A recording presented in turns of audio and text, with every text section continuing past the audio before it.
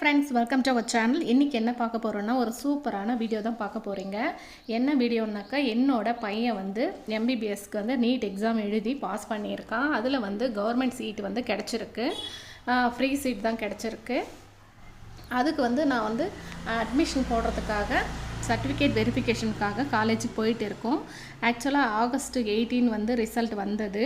சீட்டோட allotment order வந்தது. 19 பார்த்துட்டோம். அதுக்கப்புறம் 20 கிளம்பிட்டோம். 20 மார்னிங் தான் இப்போ கிளம்பிட்டு இருக்கோம். காலையில் ஒரு 5 o'clock கிளம்பிட்டோம். நான் நடுவில் வந்து உங்களுக்கு வீடியோ எடுக்க மறந்துட்டேன். பஸ்ஸில் போகும்போது தான் எனக்கு வந்து வீடியோ எடுக்கிறதுக்கு ஞாபகம் வந்துச்சு. சரி, ஒரு மெமரியாக இருக்கும். இந்த நல்ல மெமரியாக ஸ்டோர் பண்ணுறது எனக்கு பிடிக்கும். அதனால் நான் வந்து இந்த மெமரியை வந்து ஸ்டோர் பண்ணலாம் அப்படின்னு சொல்லிட்டு வீடியோ எடுத்தேன். ஒரு சூப்பரான வீடியோ தாங்க இது. நிறைய குழந்தைங்க வந்து நீட்டு எக்ஸாம் ப்ரிப்பேர் பண்ணியிருப்பாங்க, எழுதியிருப்பாங்க. ஒரு சில குழந்தைங்க வந்து ஹார்ட் ஒர்க் பண்ணி நிறைய மார்க் வந்து எடுத்திருப்பாங்க. ஒரு சில குழந்தைங்க வந்து பார்டரில் பாஸ் பண்ணியிருப்பாங்க. ஒரு சில குழந்தைங்க ரொம்ப மார்க் கம்மியாக எடுத்திருப்பாங்க. அந்த மாதிரி குழந்தைங்களுக்கு நான் என்ன சொல்கிறேன்னா, நீங்கள் வந்து உங்களோட லைஃப் அச்சீவ்மெண்ட்டுன்னு நீங்கள் எது நினைக்கிறீங்களோ அதுக்காக வந்து ரொம்ப ஹார்ட் ஒர்க் போட்டிங்கன்னா நீங்கள் வந்து கண்டிப்பாக ஒரு நாள் ஜெயிக்கலாம். அதே மாதிரி தான் நான் சொல்கிறேன். இந்த வருஷம் கிடைக்கலன்னா கண்டிப்பாக அடுத்த வருஷம் நீங்கள் போடுற ஒவ்வொரு எஃபெக்ட்டுக்கும் ஒரு வேல்யூபிள் இருக்கும். கண்டிப்பாக ட்ரை பண்ணுங்கள். இந்த வருஷம் கிடைக்கலன்னா அடுத்த வருஷம் கண்டிப்பாக நீங்கள்லாம் சீட் எடுப்பீங்க. நான் எல்லா ஸ்டூடெண்ட்ஸுக்கும் ஆல் த பெஸ்ட்டு சொல்லிக்கிறேன். இப்போ வந்து என்னோடய பையன் சீட் வந்து ராஜா முத்தையா காலேஜ் வந்து கடலூரில் கிடச்சிருக்கு. Government college. அது ஆக்சுவலாக சிதம்பரத்தில் இருக்குது அந்த காலேஜ். ஃபஸ்ட் டைம் தான் நான் பார்க்குறேன். நான் வந்து எந்த காலேஜ் கிடைக்கும் ஒன்றும் எக்ஸ்பெக்டும் பண்ணலை. அதே சமயம் வந்து நம்மளுக்கு ஃப்ரீ சீட் கிடைச்சா போதும் அப்படின்னு நான் நினச்சேன். அதுக்கப்புறம் சாய்ஸ் ஃபில்லிங்கில் என்னோடய பையனோட விருப்பத்துக்கு ஏற்ற மாதிரி தான் சாய்ஸ் ஃபில்லிங் போட்டிருந்தான். அதில் வந்து அவனுக்கு பிடிச்ச மாதிரி ஒரு சில காலேஜஸ் லிஸ்ட் அவுட் பண்ணியிருந்தான். அதில் ஒன்று வந்து கடலூர் ராஜா முத்தையா காலேஜ் தான். அந்த காலேஜ் எனக்கு என் பையனுக்கு கிடைச்சது எனக்கு ரொம்ப ஹாப்பியாக இருக்குது. சரின்னு சொல்லிட்டு காலையில் ஒரு 5 மணிக்கெல்லாம் கிளம்பிட்டோம். ஏன்னா 21ஆம் தேதி தான் அட்மிஷன் பண்ணோம். நாங்கள் 20ஆம் தேதி எதுக்கு கிளம்பணுன்னாக்கா, கொஞ்சம் லாங் டிஸ்டன்ஸாக இருக்குது. எங்கள் ஊருக்கும் கடலூருக்கும் ரொம்ப தூரம்.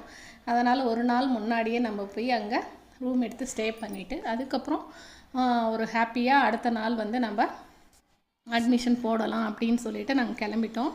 ஏன்னா நைட்டு ட்ராவல் பண்ணியும் காலையில் போய் சேர்ந்தும் கூட இந்த அட்மிஷன் போட்டிருக்கலாம். பட் வந்து எனக்கு அதில் விருப்பம் கிடையாது. ஏன்னா நம்ம லைஃப்பில் வந்து ஒரு அச்சீவ் பண்ணியிருக்கோம்னாக்கா அது ஒரு ஹாப்பியாக அந்த மொமெண்ட்டை வந்து என்ஜாய் பண்ணணும் அப்படின்னு நான் நினச்சேன்.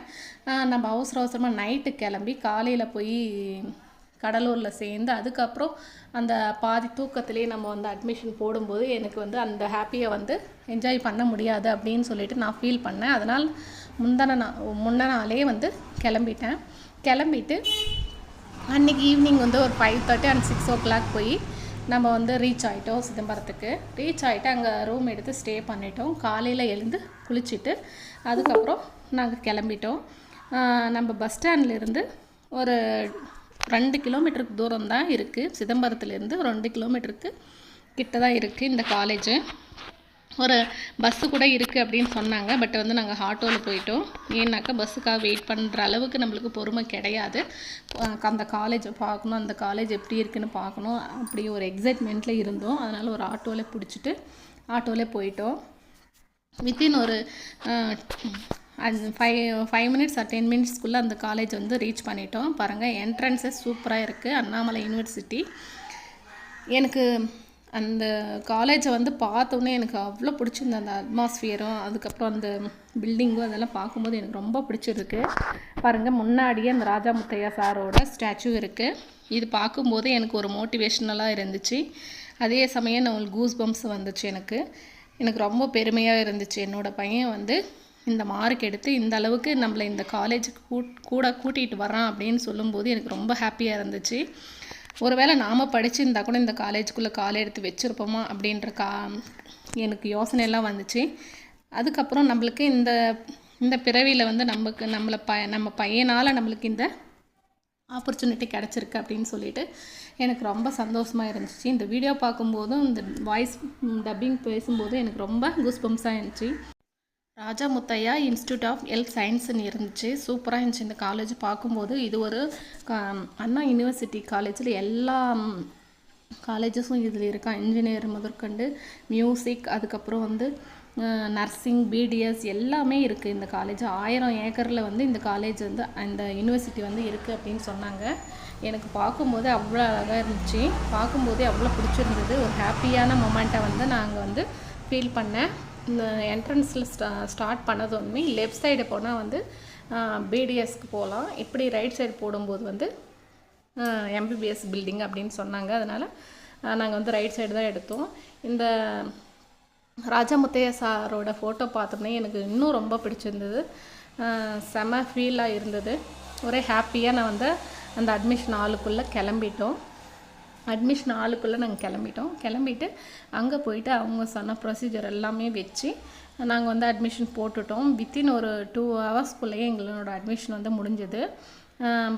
நாங்கள் வந்து அலாட்மெண்ட் ஆர்டர் வந்து ஒரு 18,730 ருபீஸ் தான் பே பண்ணி அலாட்மெண்ட் ஆர்டர் எடுத்திருந்தோம் கவர்மெண்ட் சீட்டுக்கு. இங்கே வந்து ஒரு 1,300 மட்டும் பே பண்ணோம். எதுக்குன்னா அந்த பாண்டு கொடுத்தாங்க, அந்த சைனெல்லாம் வாங்கிட்டு வர சொல்லி. அதனால் அந்த பாண்ட் பேப்பருக்கு வந்து 1,300 ருபீஸ் வந்து நாங்கள் சார்ஜ் பண்ணோம். அது மட்டும்தான் அங்கே கேட்டாங்க. மற்றபடி வேறு எதுக்கும் கேட்கல. அவங்க கேட்ட வந்து ஒரிஜினல் சர்டிஃபிகேட்டெல்லாம் சப்மிட் பண்ணிவிட்டு நாங்கள் வந்து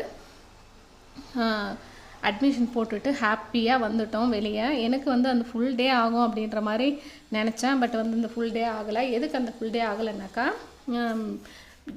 ஜென்ரல் பாடி செக்கப் பண்ணுவாங்க அப்படின்னு சொன்னாங்க ஸ்டூடெண்ட்ஸ்க்கு. பட் வந்து நாங்கள் போகும்போது எந்த ஒரு செக்கப்புமே பண்ணலை. வெறும் அட்மிஷன் மட்டும் போட்டு அனுப்பிச்சிட்டாங்க. அது ஏன்னு எனக்கு தெரியல. நானும் கேட்கணுன்றது எனக்கு தோணலை. நான் என்ன நினைக்கிறேன்னாக்கா, ஒருவேளை அலாட்மெண்ட் போகிறீங்களா அப்படின்னு மாதிரி கேட்டாங்க எங்களை. ஆமாம் நாங்கள் போகிறோம் அப்படின்னு சொன்னோம். இன்னொரு காலேஜ் வந்து எங்களோட மைண்டில் இருக்குது.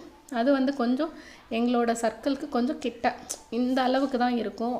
கடலூர், எங்கள் ஊருக்கும் கடலூருக்கும் அதே டிஸ்டன்ஸ் தான். பட் வந்து அந்த காலேஜ் வந்து கொஞ்சம் கம்மியாக இருக்கிற மாதிரி நாங்கள் ஃபீல் பண்ணோம். பட் வந்து ரெண்டுமே ஒரே ஈக்குவலான ஸ்டேட்டஸில் தான் இருக்குது அந்த காலேஜுமே. அந்த என்ன காலேஜுன்னு சொல்லிவிட்டு நான் வந்து ஷார்ட்ஸில் வந்து செகண்ட் ரவுண்டு போட்டு அந்த காலேஜ் கிடச்சிதுன்னா உங்களுக்கு வந்து நான் ஷேர் பண்ணுறேன். ஃபஸ்ட்டு கவுன்சிலிங்கில் கிடச்ச காலேஜ் வந்து ராஜா முத்தையா காலேஜ் தான் கிடச்சிருக்கு கடலூரில். அட்மிஷன் போட்டுட்டு அதுக்கப்புறம் இது வந்து இந்த பில்டிங் வந்து லைப்ரரின்னு சொன்னாங்க. அந்த லைப்ரரி அப்படியே சுற்றி பார்த்துட்டு மெடிக்கல் எம்பிபிஎஸோட லைப்ரரி இது. ஒவ்வொரு கோர்ஸுக்கும் தனித்தனியாக லைப்ரரிஸ் இருந்தது. இது வந்து எம்பிபிஎஸ்க்கான லைப்ரரி. இது லைப்ரரிக்கு ஆப்போசிட்லேயே பாய்ஸ் ஹாஸ்டல் இருந்துச்சு. சரி, ஹாஸ்டல்லையும் நம்ம ஒரு விசிட் பண்ணிடலாம் அப்படின்னு சொல்லிட்டு ஹாஸ்டல் பார்க்குறதுக்காக நாங்கள் போயிட்டோம்.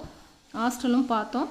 எங்களுக்கு ஓகேவாக தான் இருந்துச்சு. என்ன ஒரு பிரச்சனை, ஃபஸ்ட் இயருக்கு ஓரளவுக்கு நல்லா இருந்துச்சு. செகண்ட் இயர் தேர்ட் இயர் போகும்போது பில்டிங் வந்து அந்த அளவுக்கு வந்து கொஞ்சம் க்ளீனாக இல்லை, நீட்டாக இல்லை அப்படின்ற மாதிரி எங்களுக்கு சொன்னாங்க. பட் வந்து நாங்கள் எதுவும் பார்க்கல. ஃபஸ்ட்டு வந்து அட்மிஷன் மட்டும் போட்டுட்டு ஹாஸ்டலுக்கு எந்த அமௌண்ட்டும் நாங்கள் பே பண்ணல. ஏன்னா நாங்கள் செகண்ட் ரவுண்டுக்கு வந்து போகிறதுனால ஒருவேளை நம்மளுக்கு நாம் நினைக்கிற காலேஜ் நம்மளுக்கு கிடச்சிதுன்னா அந்த காலேஜில் நம்ம எப்படியும் ஹாஸ்டல் ஃபீஸ் கட்டணும். இங்கேயும் கட்டிட்டு அங்கேயும் நம்ம வந்து மறுபடியும் அலைஞ்சிட்டு இருக்க முடியாது. அதனால் நாங்கள் வந்து ஹாஸ்டல் பே பண்ணலை. ஹாஸ்டலுக்கு வந்து 1 இயருக்கு எவ்வளோ சொல்லியிருந்தாங்கன்னா 8,000 வந்து செக்யூரிட்டி டெபாசிட்டும் 75,000 வந்து மெஸ் பில்லு கட்ட சொன்னாங்க. மொத்தம் வந்து 1 இயருக்கு 83,000 வந்து பே பண்ண சொன்னாங்க. நாங்கள் வந்து ₹1 பே பண்ணலை. நெக்ஸ்ட் ரவுண்டு போகிறோம். ஒருவேளை நம்ம செகண்ட் ரவுண்டுக்கு போடுற காலேஜ் கிடச்சதுன்னா இந்த காலேஜில் மறுபடியும் பணம் வாங்கிறதுக்கு வரணும். அதே சமயம் வந்து ஒரிஜினல் சர்டிஃபிகேட்டையும் நம்ம வாங்கிட்டு போகணும். சரி, என்னத்துக்கு 2 இடத்துலையும் நம்ம சுற்றிக்கிட்டு அப்படின்னு சொல்லிட்டு நாங்கள் வந்து ஹாஸ்டலுக்கு மட்டும் பே பண்ணல. பாருங்கள், இது வந்து ஹாஸ்பிட்டல், கடலூர் மெடிக்கல் காலேஜ் முன்னே பார்த்தோம். இது வந்து கடலூர் வந்து ஹாஸ்பிட்டல், கவர்மெண்ட் ஹாஸ்பிட்டல் தான். ஃபுல் வந்து ஃப்ரண்ட் வியூ இப்படி தான் இருக்கும். ஓகே ஃப்ரெண்ட்ஸ், இந்த வீடியோ பிடிச்சதை மறக்காமல் லைக் பண்ணுங்கள், ஷேர் பண்ணுங்கள். என்னோட சேனலை வந்து சப்ஸ்கிரைப் பண்ணிக்கோங்க. ஓகே ஃப்ரெண்ட்ஸ், பாய், தேங்க்யூ.